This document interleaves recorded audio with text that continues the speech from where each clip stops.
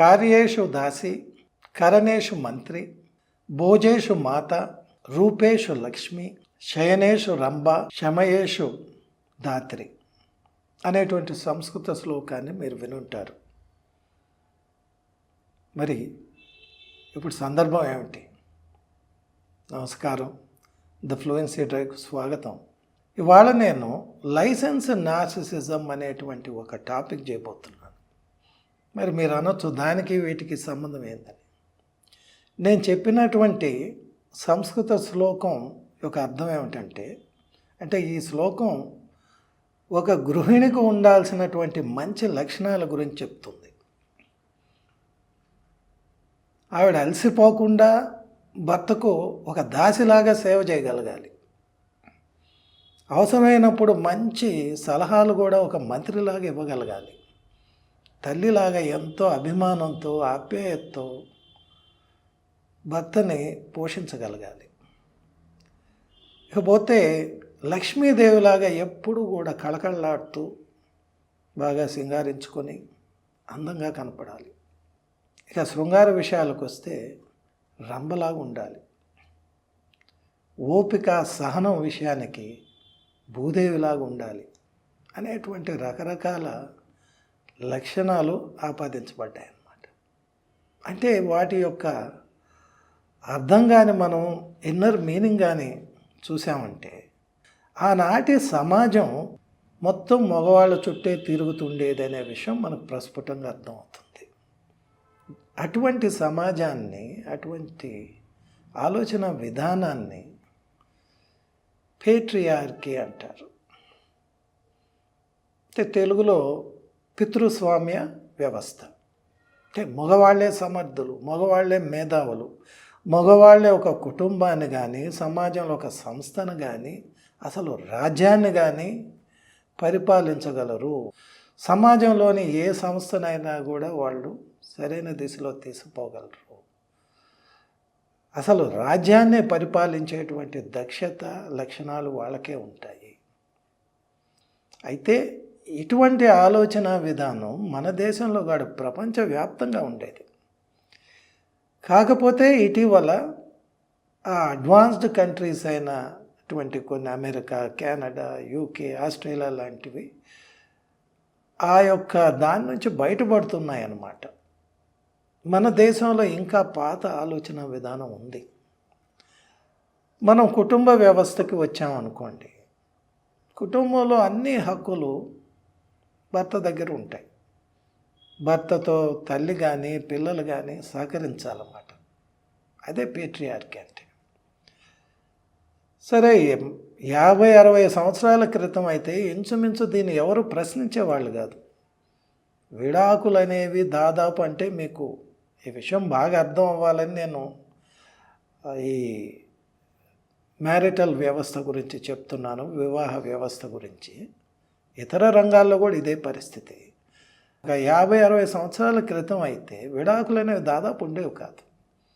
గత 20 సంవత్సరాలుగా కాస్త ఈ మేల్ డామినేషన్ అనే దాన్ని, మగవాళ్ళ యొక్క ఆధిపత్యాన్ని అనే దాన్ని ప్రశ్నించడం జరుగుతుంది. ఇంకా ఇవాళ ఆ విధంగా చేసేవాళ్ళ సంఖ్య చాలా పెరిగింది. మనం ఇప్పటికి కూడా వెస్టర్న్ కంట్రీస్తో పోలిస్తే చాలా వెనకాల ఉన్నాం. మన దేశంలో ఈ పితృస్వామ్య వ్యవస్థ వల్ల మగవాళ్ళకి పవర్ వచ్చేస్తుంది. ఇంకా కూడా అది చాలామంది ఎంజాయ్ చేస్తున్నారు. వాళ్ళని మనం నార్సిసిస్ట్ అని, ఇంకొక టాక్సిక్ వ్యక్తి అని బ్రాండ్ చేయాల్సిన అవసరం లేదు. అది హక్కులాగా ఫీల్ అవుతారనమాట. మరి మగవాళ్ళు కాబట్టి పెళ్ళైన తర్వాత భర్త, ఆడవాళ్ళు నా మాట వినాలి, నేను ఎప్పుడన్నా నా కోపం వచ్చి కొట్టినా సహించాలి, అది నా హక్కు అన్నట్టు భావించే వాళ్ళ సంఖ్య ఇంకా చాలా ఉంది. అసలు వాళ్ళ వరకు ఎందుకు, ముందు ఆడపిల్లలే నేను సర్దుకొని పోవాలి అనేటువంటి మైండ్ సెట్లో ఉంటున్నారు. తల్లిదండ్రులు కూడా పెళ్లి చేసేటప్పుడు చెప్తారనమాట అమ్మాయికి, అమ్మ నువ్వు జాగ్రత్తగా మెలుక్కోవాలి, ఏదన్నా అటు ఇటు వచ్చినా కూడా సర్దుకో తప్పనిసరిగా అని చెప్తారు. చిన్నప్పటి నుంచి పెంచేటప్పుడు కూడా ఆడపిల్ల నువ్వు ఈ రకంగా ఉండాలి, ఆ రకంగా ఉండాలి, ఈ రకంగా ఉంటే నువ్వు గుడ్ గర్ల్వి, ఈ రకంగా ఉంటే బ్యాడ్ గర్ల్ అన్నట్టు వాళ్ళని పెంచుతారు.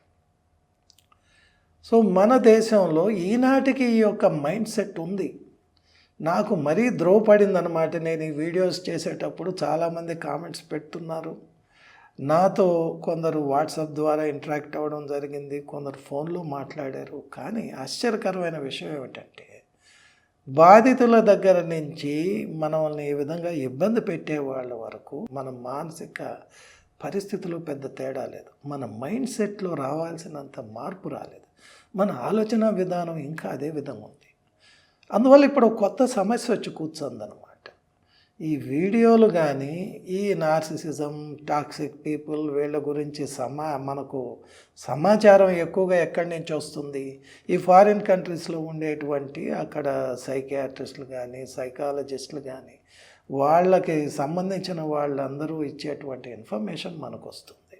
మనం దాన్ని చదువుతున్నాం. ఆ విధంగా మనకు కూడా ఒక పరిష్కారం ఉంటే బాగుంటుందని ఆశిస్తున్నాం. నాతో ఎంతోమంది ఇంటరాక్ట్ అవుతున్నారు. కానీ అసలు విషయానికి వచ్చేతలకే వీళ్ళకి ఆ ధైర్యం చాలట్లేదు. అంటే నిజమైన కారణాలు ఎన్నో ఉన్నాయి. ఇంతకుముందే చెప్పాను కదా, లైసెన్స్ ఇవ్వబడిందని. ఎప్పుడైతే మగవాళ్ళకు ఒక లైసెన్స్ అనేది ఉంటుందో వాళ్ళ చుట్టూ ఉండే వ్యవస్థ, అంటే భర్త అనుకోండి, మీకు అర్థమయ్యేదానికి భర్త యొక్క అత్త, ఈయన ద్వారా ఆమెకి చాలా పవర్స్ వస్తాయి. భర్త యొక్క అక్కకి, చెల్లెలకి అనేక పవర్స్ వస్తాయి. వాళ్ళ యొక్క ఫాదర్ కొన్ని పవర్స్ వస్తాయి. సో ఒక విధమైనటువంటి జటిలమైన పరిస్థితి మనకి ఇక్కడ ఉంది. సో సమాజం ఏం చేస్తుంది? దాన్ని ప్రమాణంగా తీసుకుంటుంది. ఆడపిల్లనే సర్దుకోవాలి అనేటువంటి ఒక మనస్తత్వంతో చూస్తుంది అన్నమాట. మీరు ఎంతో ఇదిగా, ఎంతో నమ్మకంతో ఒక స్నేహితుడితోనో కొలీగ్తోనో చెప్పుకుంటే చివరి వరకు వాళ్ళు మిమ్మల్ని సపోర్ట్ చేస్తారనే గ్యారంటీ లేదు. ఈయన ధైర్యం చేసి తల్లిదండ్రులతో చెప్పారనుకోండి, సర్దుకోమని అనేటువంటి ఆస్కారం చాలా ఉంది. కొన్ని సందర్భాలు వాళ్ళు కూడా బెదిరిస్తారు. ఫిజికల్గా బెదిరిస్తారు, ఎమోషనల్గా బెదిరిస్తారు. ఎందుకంటే సమాజం ఏమనుకుంటుంది అనేటువంటిది మనందరిలో అన్నమాట. బాధితుల దగ్గర నుంచి వాళ్ళ చుట్టూ ఉండేవాళ్ళు, వాళ్ళ శ్రేయోభిలాషుల మనస్తత్వంలో కూడా అది ఒక భాగం అయిపోయింది. మనం ఆ విధంగా ఆలోచిస్తాం. సరే, చివరిగా నేను చెప్పబోయేది ఏమిటంటే, చాలామంది ఈ రకమైనటువంటి పరిష్కారం మనకు కావాలని ఆ వీడియోస్, ఆ ఇన్ఫర్మేషన్ చూసి అనుకుంటున్నారు. కానీ ధైర్యం చేసి ముందుకు రావట్లేదు. రావాలి మీరు. సమాజం అట్టుంటుంది, ఇంకోరు అట్టుంటారు, ఇంకోరు ఇట్టుంటారు అని చెప్తే దాన్ని విక్టిమ్ మెంటాలిటీ అంటారు. ఎవరు లేకపోయినా నేను నిలవాలి, ఇది నా సమస్య అనేటువంటి ధైర్యం చేయాల్సిన అవసరం మాత్రం ఉందన్నమాట. అంతేగాని ఆ దేశాల్లో ఉండే పరిస్థితి ఇక్కడ మనకు లేదు.